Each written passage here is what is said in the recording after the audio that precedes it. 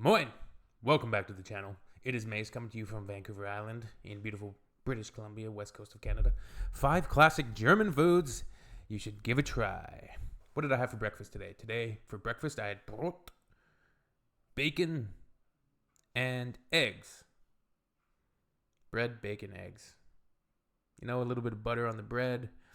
You dip it in the eggs, and then the second piece of bread, you see, you can get the egg once, because at that point you've got all the yolk soaked up in the bread. As I eat my toast, I like to dip it. There's different ways. There's different strategies to this, but this is one of my strategies of many. There's many strategies. So you dip the breaded toast in the sunny side up egg. This is if I'm eating sunny side up eggs, mind you. So you dip it in the sunny side up. You soak up the egg yolk. Eat your buttered bread. Yum, tasty, fantastic. Okay. The second piece of toast, if you're able to manage the distribution of yolk correctly. The distribution is very, very important, because if there's too much yolk left over, you're going to have to move on to the second piece of bread to continue soaking up the yolk. But if you did it correctly, you can then stack the remains of the egg, so most of the yolk is gone. So you still have that nice fried egg, right? So you put it on your second piece of bread, put a couple pieces of bacon on there. You kind of fold it up into a sandwich type of thing.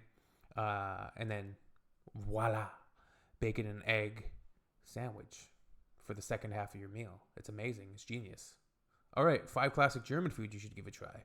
I feel like I really like the so-called classic German foods because they have a beautiful simplicity to them that I can enjoy, I can appreciate. And I really like it, like simple meats, simple breads, so brot, and then like sausage, meat.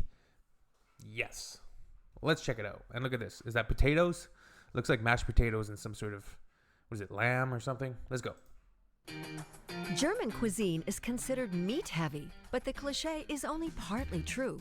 We'll show you 5 typical specialties from Germany. I know we've seen those white things. I forget the name of them just currently in my current brain. But pretzels, of course, are great. Those white things still, they don't look particularly appetizing, but I've heard they're delicious from you guys. Germany, from hearty to vegetarian to sweet.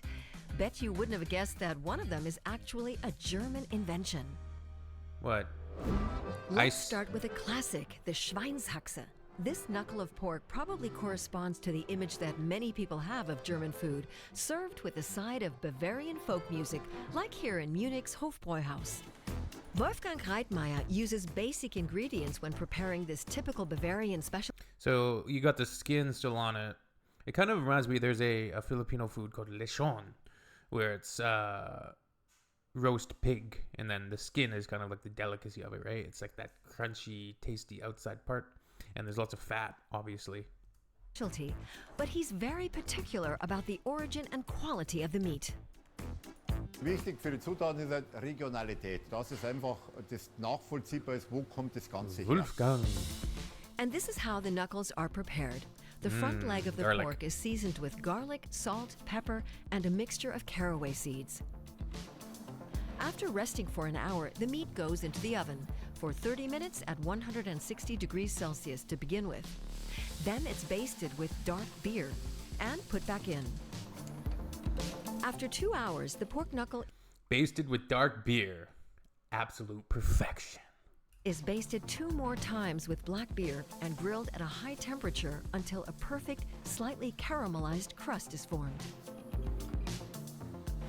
The Schweinshaxe is traditionally served with a potato dumpling and gravy. When boiled, the pork knuckle is known as Eisbein, a dish more popular in northern Germany, where it's usually eaten with sauerkraut and potatoes. I definitely prefer the first version of it. Broiled, just not as, it doesn't look as good. I'm sure it still tastes really good, but yeah, that dark beer basting, amazing. And the way that skin was crispy and just very appetizing. And then with the potato dumpling, Either way, the pork knuckle is an absolute staple of the German pork cuisine. knuckle. Oh man. Time now. Maybe just my dirty brain going to weird places, but a pork knuckle. pork knuckle. Now for something vegetarian.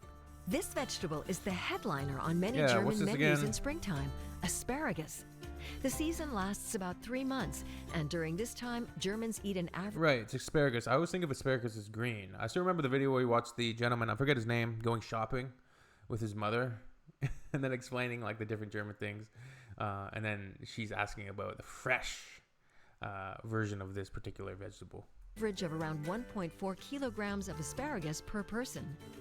Asparagus has been grown in the region around Belitz, south of Berlin, since the middle of the 19th century.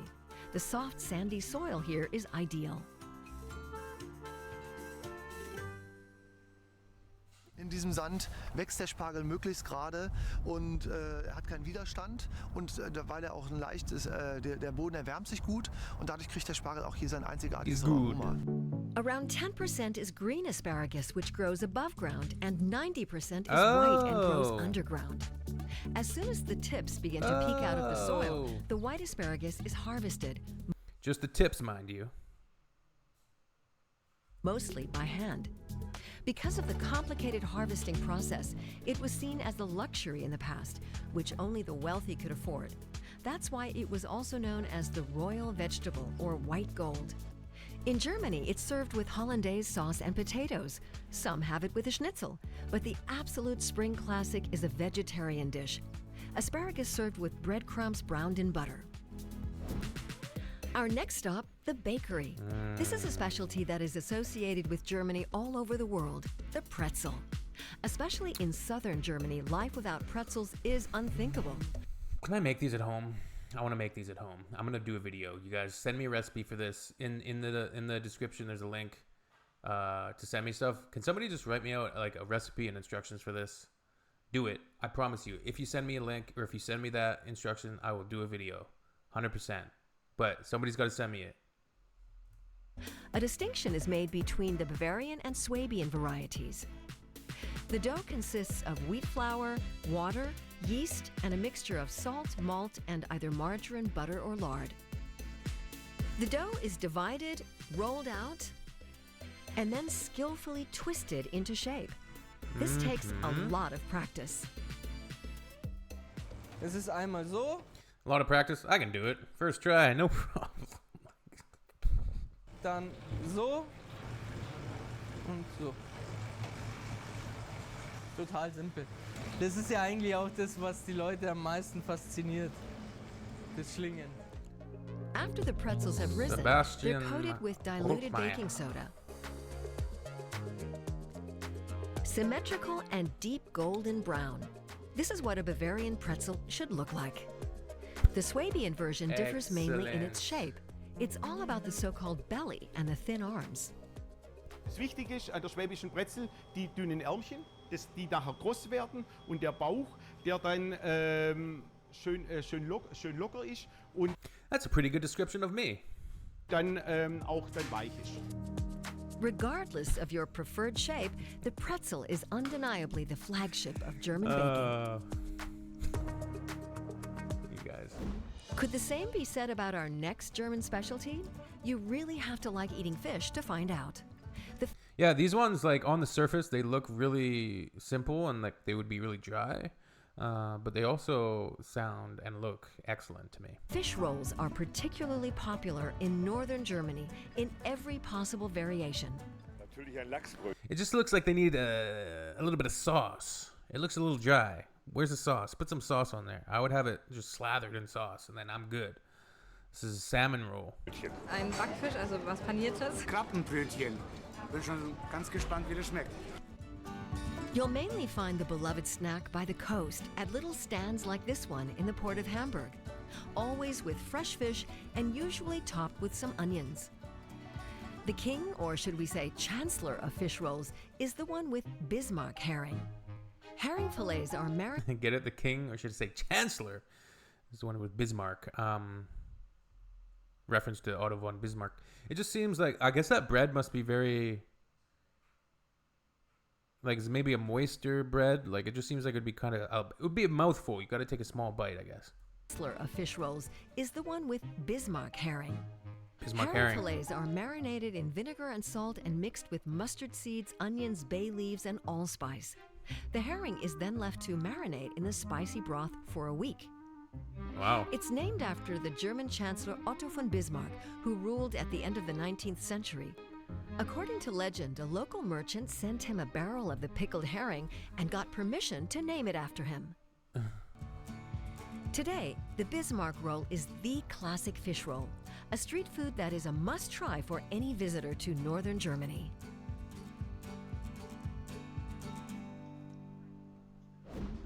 Moving on to dessert. Spaghetti ice The cream. typically German spaghetti ice cream. Typically German? It sure is. The noodle-shaped ice cream with strawberry sauce and white chocolate sprinkles was created here in Mannheim in southwest Germany. Dario Fontanella, the son of Italian immigrants, came up with this unusual creation in his father's ice cream parlor. It first appeared on the menu in 1969. Inspired by a dessert Spaghetti ice. Very nice. he had eaten on vacation. Neugierig bin ich an der Theke gegangen und habe der Frau gefragt, habe ich gesagt, sagen Sie mal, können Sie mir erklären, wie Sie diese Schnürchen da rausgemacht haben? Und dann hat sie gesagt, das ist ganz einfach. Ich habe Kastanienpüree genommen und das habe ich durch eine Kartoffelpresse gejagt. Ja? Und da habe ich gedacht, das ist aber genial. For spaghetti ice cream a la Fontanella, you need milk, cream, thickener, egg yolk powder, and sugar, plus some vanilla extract and lemon. The ice cream mixture is made at -8 degrees Celsius. To make the red sauce, strawberries are pureed. This looks Then delicious. you're good to go. Absolutely. The vanilla ice cream spaghetti is placed on a portion of cream with a strawberry puree acting as the tomato sauce and white chocolate sprinkles as parmesan. This is definitely the sweetest spaghetti dish you'll ever try. What are some of the typical specialties in your home country? The deadly Finnish treat. You guys have seen some of the ones in my home country. I'm not really going to go into it right now. I feel like our country is very... Even West Coast and East Coast, there's a lot of different regionality to it. And also, depending on your particular people, your particular family, like where your family's from, there's so much segmentation. And Canada is very multicultural, so there's so many different foods and so many different things dependent on where you are and kind of what you prefer, and preferences are always there. Why Finns love this toxic mushroom. Okay. Yeah, I'm very hungry now. I kind of want to make the spaghetti ice. I want to try to make pretzels. Yeah, like I said, send me a link for that. Send me a link really to anything that's like fairly easy to make for like a simpleton like me. All right. See you guys in the next one. Peace. Tschüss. Auf Wiedersehen. Bye.